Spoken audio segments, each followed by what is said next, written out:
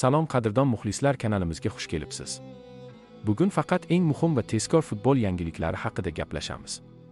Bizni qo'llab-quvvatlash uchun obuna bo'lishni va like bosishni unutmang. Siz tayyor bo'lsangiz, biz hoziroq boshlaymiz. Laporta bu Barselonani halokatga yetaklaydi. Barselona rahbari Laporta klubning yangi prezidentiga aylanishi mumkin bo'lgan Viktor Font haqida fikr bildirdi. Saylovlar 15-mart kuni bo'lib o'tadi. Aynan Font Laportaning asosiy raqibi sifatida ko'rilmoqda. Bartomeu Font uchun ovoz berishini aytdi va bu meni ajablantirmadi. Ular bir-biriga o'xshashdirlar. Barselonaning Font qoliga otishi klubni halokatga olib keladi, deya Laportaning so'zlarini keltiradi Barça Times nashri. Ancelotti jahon chempionati uchun Braziliya tarkibini shakllantirmoqda. 13 nafar futbolchining o'rni naqd. Braziliya terma jamoasi bosh murabbiyi Carlo Ancelotti 2026-yilgi jahon chempionatida aniq ishtirok etadigan 13 nafar futbolchini tanlab oldi. Ushbu o'yinchilar faqat jarohat olgan taqdirdagina Selesao'ning turnir uchun qaydnomasidan chetda qolishlari mumkin.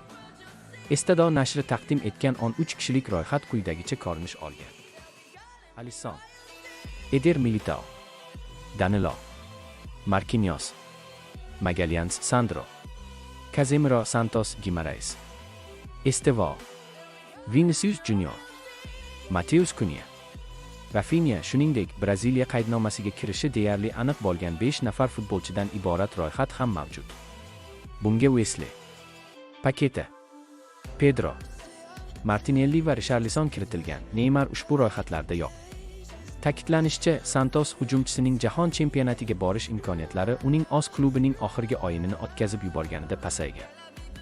Barselona prezidentligiga nomzod City bilan Haaland bo'yicha muzokara boshladi. Barselona prezidentligiga nomzod Viktor Font kelajakda Erling Haalandni klubga jalb qilishga umid qilmoqda.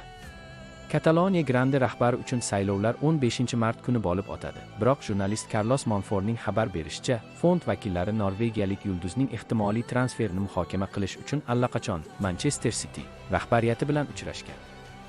Hozircha aniq muzokaralardan yiroq bo'linsa-da, Joan Laportaning raqibi Haaland jamoani tark etadigan taqdirda Barselona hujumchi uchun ustuvor variant bo'lishiga harakat qilmoqda. Erling Haalandning shaharliklar bilan shartnomasi 2034-yilgacha mo'ljallangan bo'lib, Transfermarkt portalida uning narxi 200 million yevro etib belgilangan. Shuningdek, 25 yoshli futbolchiga Madridning Real klubi ham qiziqish bildirayotgani aytilmoqda. Valverde hat-trikdan so'ng oltin to'p bo'yicha kuchli 10talikka kirdi. Ajoyib, shunday emasmi? Mukofotni qo'lga kiritish uchun asosiy favorit hozircha Yamal bo'lib turibdi. Urugvaylik futbolchi Chempionlar Ligasi 8dan 1 final bosqichida Manchester Cityga qarshi o'yin 3-0 hat-trik qayd etdi. Madriddagi bahsdan so'ng Valverdening oltin to'pni qo'lga kiritish ehtimoli bo'yicha ro'yxatda 8-o'ringa ko'tarildi. Mukofotni qo'lga kiritish uchun asosiy favorit hozircha Barselona vingeri Lamine Yamal bo'lib turibdi. Ikkinchi o'rinda Real hujumchisi Kylian Mbappe, kuchli uchlikni Bavariya forvardi Harry Kane yakunlab bergan.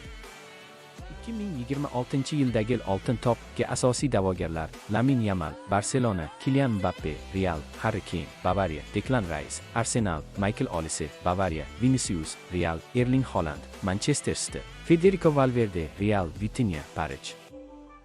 Yamal Barselona mashg'ulotlarida ko'rinmadi. Xavotirga o'rin bormi? Vinger Lamine Yamal payshanba kuni ertalab Barselonaning mashg'ulotini o'tkazib yubordi.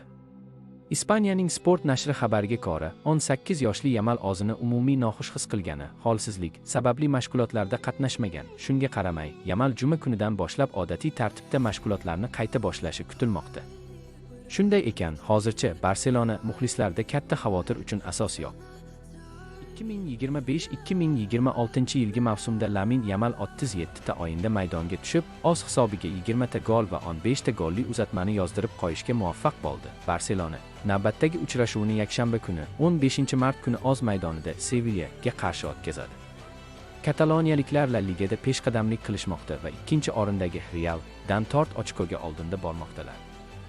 E'tiboringiz uchun rahmat. Futbol olamidagi eng qaynoq voqealarni biz bilan kuzatishda davom eting. Kanalga obuna bo'ling va qo'ng'iroqcha tugmasini bosib qo'ying. Ertangi yangiliklarda ko'rishguncha omon bo'ling.